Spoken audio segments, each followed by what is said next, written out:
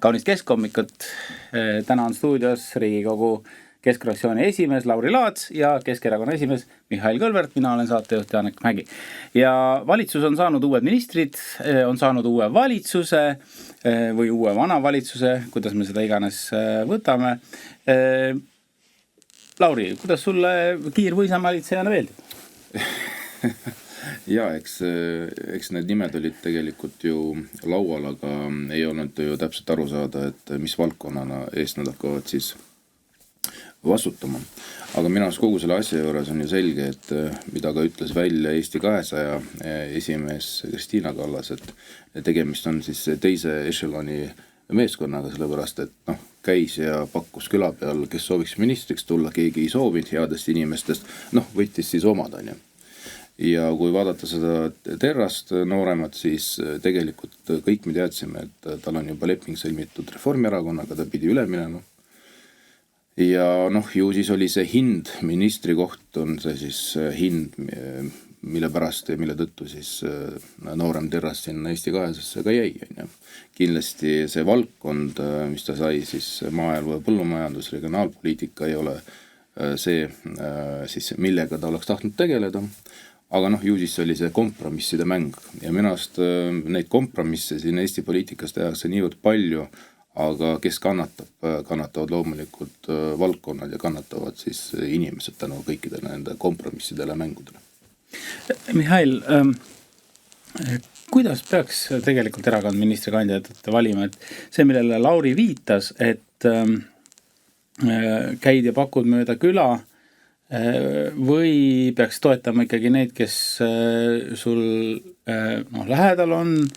Riigikogus oli ju mitmeid inimesi ka Eesti 200, kes tegelikult ministrid ei ole olnud. Kuidas see valimine käib? Ja, kujuta endale ette, on veel mõned poliitikud, kes ministrid ei olnud. Aga kui sellise tempoga läheb selles nii-öelda koalitsioonis, siis ma arvan, et veel 2 aasta jooksul see šans tekib väga paljudel. Mind siin hiljuti küsiti, et kas positsioon annab uuele valitsusele 100 kriitikavaba päeva. Ja siis ma küsisin vastu, et kas on uus valitsus esiteks ja kas kui Reformierakond hakkab selliseid lavastusi korraldama iga poole aasta jooksul, kas me iga kord siis anname nagu 3 kuud kriitikavaba päeva. Ma arvan, kõik saavad aru, et sisuliselt midagi ei muutu, mis võib-olla on Eesti 200 puhul sümboolne, et me ju kõik mäletame, mis oli see loosung, millega nad poliitikasse tulid. Et meie erakond on ekspertide, spetsialistide erakond. Igas valdkonnas otsustama ja tegutsema peavad eksperdid. Kus need eksperdid on? Mis on see valdkond, kus on eksperdid, keda Eesti 200 on toonud? Keda oleks vaja valida? Vähemalt peaksid inimesed omama kogemust. Vähemalt poliitiline kogemus, ideaalis valdkonna kogemus, juhtimiskogemus. Me vaatame ministreid, kas nad omavad seda, kahjuks mitte. Ja miks me peaksime nüüd arvama, et asi läheb paremaks? Selleks ei ole ühtegi alust. Alus on ju koalitsioonileping. Koalitsioonileping, kas on olemas? Ma küsin vastu. Raamleping on ju tehtud ikkagi. Mina näinud ei ole seda paberkujul, aga alusleping ja veebis oli ju kõik väljas ilusti. Ja, ehk siis koalitsiooni alust ei ole, aga on olemas koalitsioonilepingu alus. Tegelikult mulle tundub, et täna see niinimetatud koalitsioon isegi ei varja, et mingit koalitsioonilepingut ei olegi vaja, sest nad jätkavad sama poliitikaga, sisuliselt samad inimesed otsustavad ja see, et nad mingi 2 kuu jooksul hakkavad kirjutama, see lihtsalt tähendab nende suhtumist. Et midagi me kirjutame kokku siis, kui aega on, aga valitseme me praegu. No teoreetiliselt, kui nad tahaksid mängida demokraatiat, siis kõigepealt tuleb ju koalitsioonileping, mille alusel siis hakatakse valitsema ja siis tulevad uued ministrid. Aga see veel ükskord näitab, et mingit sisulist muutust ei toimunud. Lihtsalt Reformierakond muutis skeemi, mille alusel nad teostavad ainuvõimu. Lauri, kas sulle ei tundu, et nüüd on juhtumas selline olukord, et Eesti 200 ongi kõige mõistlikum Reformierakond liituda, et tegelikult meil ongi juba ettevalmistused Riigikogu valimisteks 2027 tehtud? Ja vaata, nii nagu juba räägitakse, et kas on tütarettevõte või eraldi filiaal on Reformierakonna siis filiaal Eesti 200 näol. Et eks ta enam-vähem sinna kipub ja tegelikult kui me räägime, et praegu on koalitsioon Eesti 200 ja Reformierakonna vahel, siis me saame aru, et tegelikult on Reformierakond saanud endale täisvõimu ja kasutab selle täisvõimu teostamiseks oma filiaali nimega Eesti 200. Ja igal juhul me näeme seda, et mis jäi praegu ei juhtunud. Ehk siis me teadsime seda, et nii Tallinnas Eesti 200 liikmed kui ka siis Riigikogu tasandil nad olid juba liikumas. Nii Reformierakonda kui teistes erakondades, et praegu sellele pandi ajutiselt stopi peale. Aga see igal juhul see Eesti 200 liikumine nagu tuleb. Ja see erakond kindlasti ma arvan, et tulevikus laguneb. Aga lihtsalt küsimus, mis praegust nii-öelda momenti puudutab, siis tegelikult me näeme, kuidas Reformierakond osavalt kasutab poliittehnoloogiat. Ta on venitanud selle protsessi nii-öelda uue tuleku võimalikult pikaks. See on ju selgelt ju näitas, et kuidas nad alustasid koalitsiooni, nii-öelda jutumärkides koalitsiooni läbirääkimisi, kuidas see protsess kulgeb, kõik need astmed, mis sinna veel juurde tulevad ja lõpuks nad tulevad, ma arvan, maikuu lõpus selle koalitsioonilepinguga väljagi. Siis on juba suvi käes ja inimestel on teised mured ja rõõmud, nagu me saame aru. Ehk siis tegelikult nende selline, ma arvan, et eesmärk oligi see, et see protsess võimalikult pikaks venitada, näidata, et nad pidevalt teevad mingisuguseid aja jooksul, 2 kuu jooksul uusi samme, et venitada kogu see olukord suveni välja, peale suve tuleb meil sügis ja sügisel on valimised. Ehk siis püüavad nagu oma reitingut puhtalt sellega nagu parandada. Ja kui me räägime nii-öelda, mis siis juhtuma hakkab, et siin on ju erinevaid väljaütlemisi olnud erinevate ministrite poolt, kaasa arvatud rahandusministri poolt, kus siis selgelt on ju vihjatud meile, et ühest küljest jäeti ära praegu vähemalt koalitsiooni aluslepingu alusel ettevõtte tulumaksu, mis oleks pidanud hakkama kehtima järgmisest aastast 2% siis ettevõtte tulust. Aga teine pool me saame aru, et keegi ju selle poole maksab kinni. Et kui mitte ettevõtjad järelikult, siis meie tavakodanikud. Aga üks nüanss kogu selle asja juures on see, et kaitsetööstusele julgeolekule tahetakse siis võtta soodsamatel tingimustel siis laenu Euroopast. Mis see tähendab soodsamatel tingimustel? Me isegi ei räägi praegu ju intressidest. Me räägime sellest, et lihtsalt ei pea järgima siis eelarve tasakaalu tingimusi. Ja see tegelikult võimaldab võtta laenu umbes 1,5 miljardit. Ja see tähendab ju tegelikult seda, et kui see käik tehakse ära ja siin suure suuga kõik ütlevad, et kaitsekulud peavad olema rohkem kui 5% SKP-st ja isegi rohkem. See ongi see koht, millest räägitakse, et see ongi 1,5 miljardit ja tahetakse laenu võtta. Aga kes selle kõik kinni maksab? Ja aina rohkem teiselt poolt ka Eesti Panga siis president räägib ju sellest, et see on nagu selline ajutine meede, aga kogu selle summa ja laenu peab tulevikus ju tagasi maksma, aga see saab tulla ainult nii-öelda nende tulude arvelt, mis on ju reaalsed ja tegelikult ehk siis jällegi uued maksutõusud. Mihhail, kas nendes muudatustes, mida nad nüüd teha plaanivad, alates sellest, millele Lauri viitas, ettevõtete tulumaksu kehtestamise ärajätmine, seal on mõned mõtted veel, kas nendest võib olla Reformierakonna ja ka Eesti 200 reitingule mingit tuge? Selles ongi probleem, et valitsuserakonnad tegelevad mitte sisuga, vaid enda reitingutega. Ja keegi ei mõtle pikema perspektiivi peale. Mida see maksusüsteemi muutmine tähendab? Et kõigepealt tulevad maksutõusud, uued maksud ja siis öeldakse, et üks maks jääb ära. Ja siis meile seda presenteeritakse kingitusena. Nii nagu asi läheb nagu paremaks. Et üks maks, teine maks, kolmas, neljas, viies ja siis üks jääb ära ja nüüd sellega tuleb rõõm ja õnn. No, selge on see, et sisuliselt midagi ei muutu. See on ainult retoorika ja poliittehnoloogia. Ja ka pikemas perspektiivis, kui sellisel viisil koalitsioon kavatseb valitseda ja kavatsebki, siis probleemid kuhjuvad. Ja kes pärast vastutab, tervet põlvkond tegelikult. Nii nagu see oli meretuleparkide projektiga, kus oli soov investeerida peaaegu 3 miljardit selleks, et pärast veel ka elektri eest peale maksta, siis samamoodi tuleb välja ka, et julgeolekus tekib analoogne skeem, kuna majanduskasvu keegi tulevikus ei näe. Ehk siis koormus tuleb juurde, aga kuidas pärast riik inimesed hakkavad elama, sellele vastust ei ole.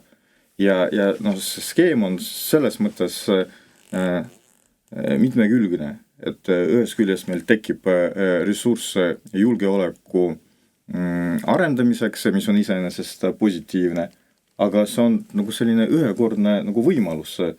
Ja kui paralleelselt saab veel öelda, aga tänu sellele meil ka maksukoormus ei tõuse, siis see on ju ainult 9-8 aastaks. Ja siis pärast nii maksukoormus tõuseb, kui ka selle laenu eest tuleb maksta. Ja siis, kui seda ei saa teha majandustõusu baasil, siis kus see raha tuleb? Ja vaata, Lauril on vastus olemas. Jaa, et raha tuleb maksumaksjad nii kaua, kui nende suudab seda maksu maksta, on ju. Aga sellega ostujõudus kindlasti väheneb, see ongi see probleem, mis me millega me igapäevaselt kokku puudume. Aga selles on ju nagu Mihhailil on ju õigus, et puudubki pikaajaline strateegia. Ja see ongi väga suur probleem, et kui riigil puudub pikaajaline strateegia, sa kujutate, et ühel ettevõttel puuduks pikaajaline strateegia, mis ettevõtted oleks, et ühe aasta ettevõtte. Ja minu arust meie riik on ka viidud enam samasse situatsiooni, et me tegelikult plaanime oma tegevusi 1 aasta põhiselt. Ja siis vaatame, mis siis järgmine aasta toob ja siis ülejärgmine aasta. Ja siis, kui vaadata kogu seda analüüse ja prognoosegi, mida teeb ka Eesti Pank või teeb Rahandusministeerium või siis teevad ka kommertspangad, mis ju pidevalt kvartaalselt meile esitatakse, siis kogu aeg tuuakse üks nüanss juurde. Meie naabritel hakkavad asjad paremaks minema või vastupidi hullemaks. Ja tänu sellele meie majandusele läheb ka või halvemini või paremini. Aga keegi ei räägi sellest, aga mida siis riigisiseselt saab ja on vaja teha selleks, et tegelikult meie naabrid lähtuks sellest, et kas Eestil läheb halvasti või hästi. Et kuidagi kõik on nagu üles ehitatud selle peale, et kui meie naabritel läheb nüüd mingi hetk paremini, nemad on tublimad, teevad oma nii-öelda otsused ära, ja tihtipeale need on ju poliitilised otsused, siis meil hakkab ka asjad paremini minema. Vot see on see retoorika, mis paneb imestama tegelikult ja näitabki, kui võõrad tegelikult või kui võõras meie valitsus kogu selle majandus osas on, et ei suudeta aru saada, et tegelikult Eestil endal on vaja tugevat majandust, et nii sise tarbimine oleks, kui me suudaksime ka väljapoole siis eksportida, on see siis nii-öelda lähiriigid või on siis kaugemad, aga sellise võimekuse tuleb nagu saavutada. Vot selles suunas nagu töö ei käi, vot see on nagu kõige suurem probleem. Kindlasti te olete kursis Eesti Panga värske majandusprognoosiga lähiaastateks. Jürgen Ligi, rahandusminister, viitas kohe, et see on võib-olla liiga optimistlik, aga kuidas teile tundub, kas Eesti majanduses on paremad ajad juba kätte jõudnud või on see depressiivne meeleolu, mis tuleneb siis peamiselt sõjategevusest Ukrainast ja kõige nende rahu läbirääkimiste, kõige selle fooniga, seda siiski lämmatamas? No vaata, mulle tundub, et väga paljudel Eesti inimestel on praegu, kui mitte depressiivne, siis päris kurb enesetunne ja sealhulgas ka ootused tuleviku osas. Ja selle taustal ma panin tähele viimase 3 aasta jooksul, et majandusanalüütikute puhul on alati optimistlik nägemus. Et ma olen kuulnud selliseid analüüse 3 aasta jooksul päris mitu korda. Et ma mäletan, kui veel 3 aastat tagasi, kui olukord hakkas halvenema majanduses, näidati graafikuid, kuidas poole aasta pärast hakkab majandus kasvama. Et see on selline suht regulaarne déjà vu, et iga kord tulevad majandusanalüütikud ja ütlevad, nüüd läheb hästi. Et vaadake, graafikud näitavad. Ja võib-olla kuskil Euroopas tõepoolest näitavad ja lähtuvalt sellest, mida Lauri ütles, et meil ongi millegi pärast selline arusaam, et kuna meie majandus on seotud ja sõltub ja ongi seotud ja sõltub, siis kui seal kasvab, siis ka meil kasvab. Aga kahjuks, kui majandus ei ole iseseisev, siis see kindlasti langeb, kui Euroopas majandus langeb. Aga kui Euroopas tõuseb, see veel ei tähendagi, et ka meil tõuseb. Ja seda ju täna praktika näitab. Et Leedus kasvab, isegi Lätis tasapisi kasvab, aga meil ei kasva. Et sest selleks ka peab ka Eesti-siseselt midagi tegema. Et see, et meil oli 2 aastat kliimaministeerium ja meile räägiti sellest, et need muutused majanduses, mis on tingitud kliimavajadustega, on ka majandusele vajalikud ja kasulikud ja see tegelikult ei tööta. Vastupidi, et kõik need kliimaeesmärgid ja roheideoloogia tekitab veel rohkem probleeme majanduses. Ja nüüd me ütleme, et see ei ole enam kliimaministeerium. Et sellega kahjuks meil majandus täiendavalt ressurssi ei saa. See on lihtsalt järjekordne poliittehnoloogia, et kõik saavad aru, et see kliima ei ole nii populaarne teema ja selle sõna taha ei ole juba võimalik peita igasuguseid skeeme nagu tuulepargid, et kasutame teist sõna, mis on populaarsem, energeetika. No võib-olla praegu kõige populaarsem on siiski sõda ja Eestis muuseas enne sõda oli sõjaminister. Et ja sõjaministeeriumid võib-olla nüüd siis tuleks kliimaministeerium ümber nimetada sõjaministeeriumiks. Aga selles ongi asi, et sõda on kallis. Kallis? Ja väga kallis, et sul võib olla sõjaministeerium ja 2 ministrit. Aga kui raha selleks ei ole... Aga nali naljaks on ju, aga minu arust... see päris nali ei olnud, sest see eksisteeris päriselt. Ei, ma saan aru, et eksisteeris päriselt tol ajal, aga küsimus on praeguses retoorikas ja praeguse valitsuse ja poliitikute käikudest ja väljaütlemistest, et tihtipeale tundub küll niimoodi, et tahetakse vägisi teha nii, et see sõda meie pinnale tuleks. On ju. Ja see ongi ju tegelikult näitabki nende praeguses sellist situatsiooni ja võib-olla nende sellist arusaama, et kuidas need asjad võiksid olla. Tegelikult me saame aru, et talupoja mõistud ütleb, et nii nagu ma olen hästi palju ju tegelikult ka vanemad põlvkonnad kuulnud, et ärge seda karu külla kutsuge. Kõikide oma nii-öelda käikudega, väljaütlemistega, kõik nii edasi. Et me oleme selgelt näinud, kuidas meie välisminister absoluutselt peaaegu kõikide riikidega norib tüli. On see siis Ameerika. Kumba välisministrit sa nüüd silmas peal? No ikkagi Margus Sahnat on ju. või siis sa mõtled siis praegust Euroopa tasandil Kaja Kallast on ju täpselt samamoodi ju tegelikult Eesti poliitik ja vana Euroopa on kohe aru saanud, et stopp, et niimoodi need asjad siin Euroopas ikka ei käi, et see retoorika, mis te olete viljelenud seda Eestis, et jätke see Eestisse, et meil on hoopis teistmoodi see välispoliitika üles ehitatud, et ja ma arvan, et ega Kaja Kallasel seal pikka pidu ei ole, on ju.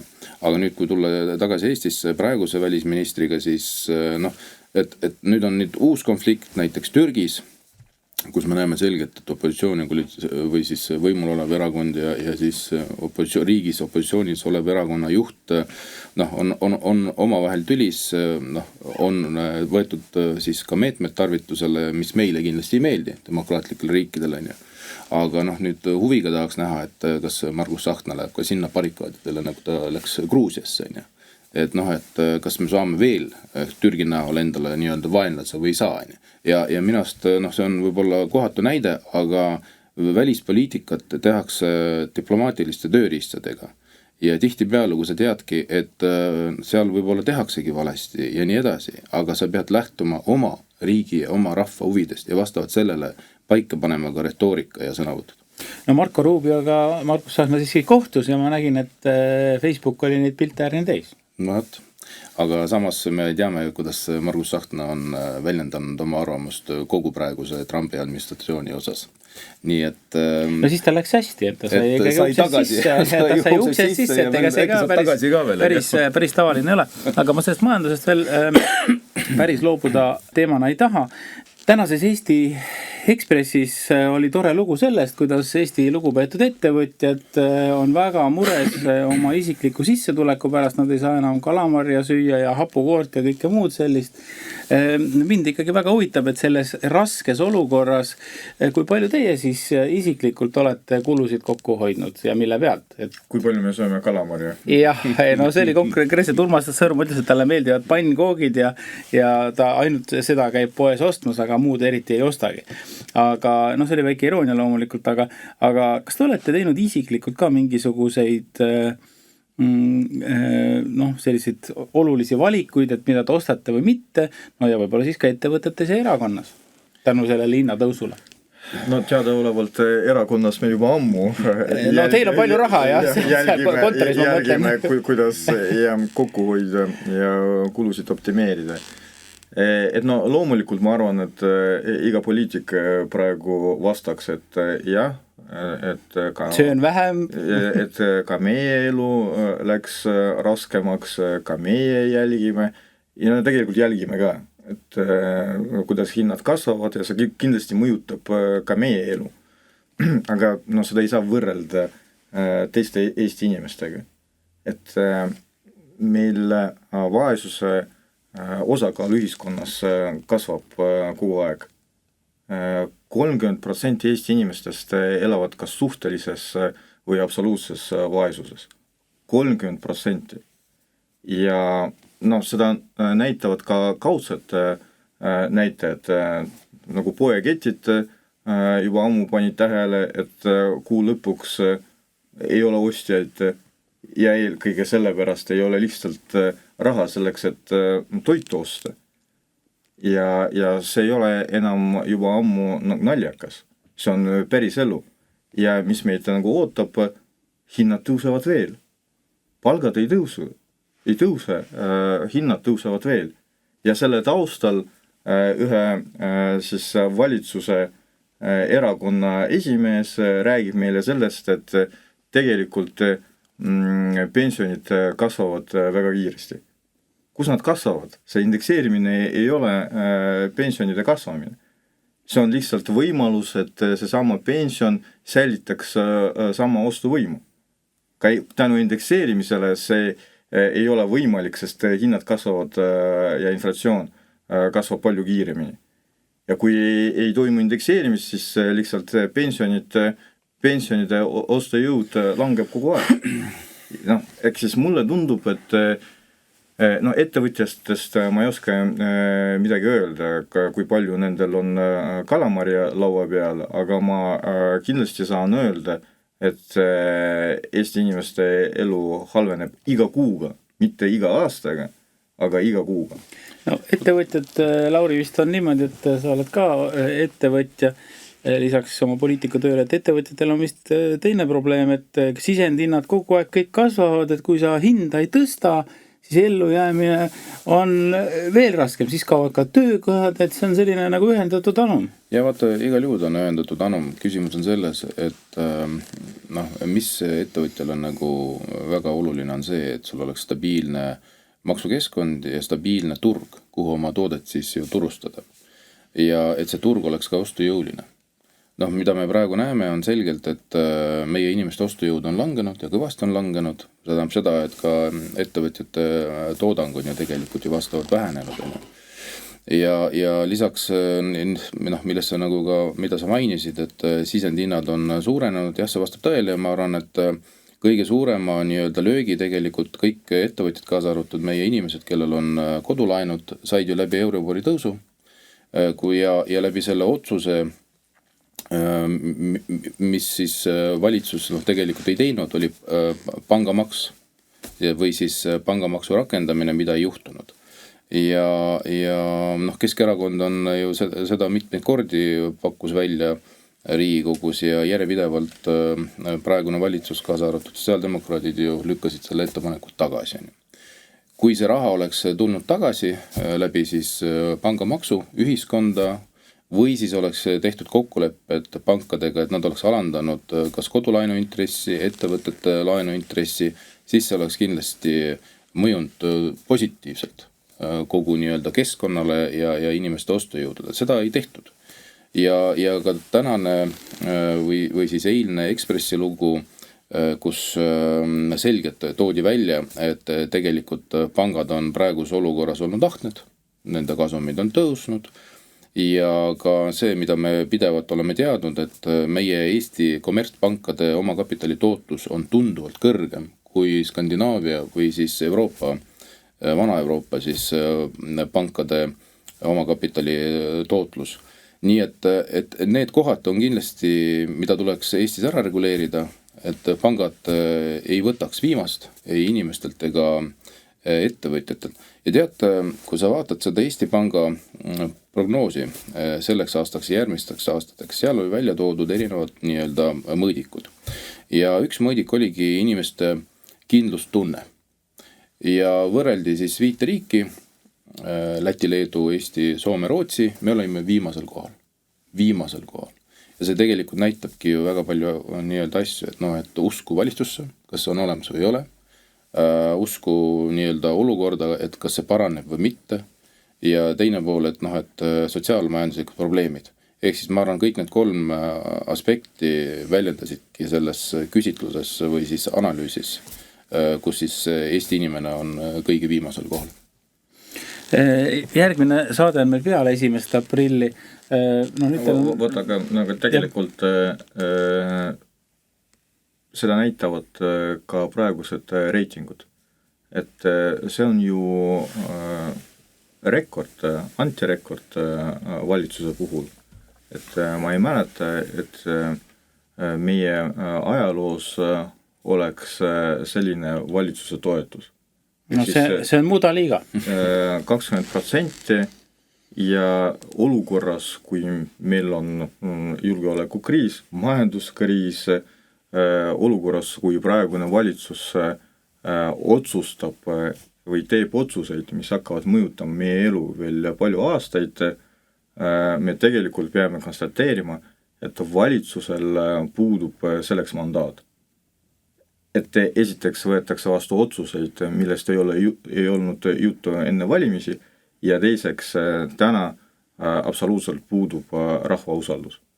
Et demokraatlikus riigis tegelikult see peaks tähendama, et valitsus astub tagasi ja toimuvad erakorralised valimised.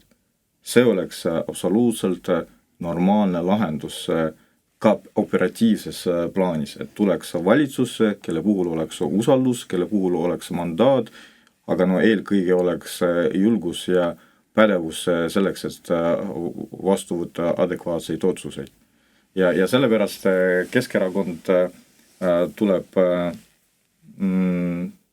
Stenbocki maja ette selleks, et nõuda, et valitsus astuks tagasi. Jah, meil ei ole illusioone, me saame aru, et valitsuserakonnad ei soovi, et toimuksid erakorralised valimised. Nad saavad aru, et nad kaotavad, aga see ei tähenda, et meie ei pea iga kord nendele meelde tuletama, et nendel puudub rahva usaldus ja seega puudub ka mandaat valitsemiseks. Oota, Mihhail, ma saan aru, et sa praegu kutsusid meid kõiki meeleavaldusele. Stenbocki maja ette neljapäeval, mis kell see täpselt on, kuhu tuleb tulla? Mis toimub neljapäeval 11.30 Stenbocki maja ees. Meeleavaldus on väga oluline, tulge kõik, aga mul on ikkagi üks lõpuküsimus veel teile ja mitte ma ei tahtnud rääkida aprillinaljast või kalamarjast, vaid ma tahtsin küsida, et kas teil tuludeklaratsioon on tehtud ja ma tahtsin küsida ka seda, et loodetavasti te olete välja arutanud, kui palju raha te riigilt tagasi saate tänu sellele aktsioonile. Kuule, Janek, mis toimub täna? Kui palju ta saite tulu, kui palju ta kalamarja sööte? Kõigepealt sa küsid, et kuidas meil tuludega on, et kas me jälgime hinnatõusu, et kas see kuidagi mõjutab meie elu ja siis järgmine küsimus kohe tuludeklaratsioon. No praegu paljud inimesed on väga mures, et see oli selline nagu lisasissetulek, see riigilt raha tagasi saamine. Aga nüüd suur osa inimesi peavad, tagasi ei saa ja peavad veel juurde maksma. Et see ajab neid närvi, ma mõtlesin, et kas te olete ka närvis? Kõik koolitused või te olete rahulikud? Laste kõik treeningud, huviringid ja kõik nii edasi, et loomulikult sealt ju rohkem ei saa mitte midagi tagasi. Ja ka nendel inimestel, kedel on kodulaenud, nendel oli ka võimalus ikkagi saada natukene tagasi ja see võimalus on kadunud. Et sellest küll vähe räägitakse, aga see on tuntav ja tegelikult, kui me vaatame ka selle jällegi Eesti Panga prognoosi selle aasta osas, siis üleüldine inflatsioon on 6%. Isegi 6,2 vist. 6% juures ja tegelikult 1/3 sellest moodustavad erinevad maksude, aktsiiside, riigilõivude tõusud. See on päris märkimisväärne. See, mis praegu eelmine aasta siis koalitsioon Riigikogus vastu võttis, kõik need maksutõusud, see väljendub väga suuresti meie üleüldiselt inflatsioonis. Ja kui sa nagu teiselt poolt just nimelt sinu küsimus, et kas ka midagi tulude deklareerimis saavad inimesed tagasi, suurel määral nad ei saa mitte midagi ja see ju tegelikult veelgi paneb inimesed halvemasse olukorda. Ja mis see 6% tegelikult inflatsiooni tähendab? See tähendab ju tegelikult seda, et kui me vaatame sinna sisse, see on ju alajaotused erinevad vastavalt siis toodetele, siis toiduhindade nii-öelda kasv on kindlasti sel aastal veelgi suurem kui 6%. Ja see on nagu igapäevane otsekulu, mis inimesed teevad ja loomulikult selles vaates jällegi kaotavad kõige rohkem need samad inimesed, kes elavad suhtelises või absoluutses vaesuses, millest sai räägitud, ja ka juba keskmise sissetulekuga inimesed. Vaata, nende tuludeklaratsioonidega on veel üks tähtis mõju, mida me võib-olla ei teadvusta. Et üks asi on see raha, mis on kindlasti paljudele toeks, mis varem tuli ja nüüd ei tule. Aga teine asi, see on ka signaal riigi poolt. Vaata, et jah, võib-olla on natuke raske lubada endale, et laps käiks spordiga tegelema või siis kursustel, aga sa saad aru, et sa saad sellest midagi tagasi, et see ei ole see koht, kus kokku hoida. Ja pole midagi teha, et selliseid otsuseid tuleb, et kokku hoida ja ka laste arvelt, mida ei peaks igal juhul juhtuma. Et tegelikult riik praegu annab inimestele signaali, et et see investeering, see tegevus, kui sa maksad laste treeningute ja kursuste eest, ei ole riigile tähtis. Sa ei saa seda raha tagasi, et see on see koht, kus sa pead ise kokku hoidma. See on tõepoolest pikema mõjuga signaal ühiskonnale. See jutt on väga hirmus, et raha üldse ei ole ja kuskilt ei tule, aga mehed, te ju teate, mida kloun vastab, kui talt küsitakse, mis sa mossitad? valgusta meid. ta vastab, ma puhkan. Aga kena 1. aprilli samamoodi, mis on järgmisel teisipäeval, olge rõõmsad ja Keskhommik tuleb taas nädala pärast. Täna oli stuudios Keskerakonna Riigikogu fraktsiooni esimees Lauri Laats, mina saatejuhina Janek Mägi ja loomulikult meie erakonna esimees Mihhail Kõlvart.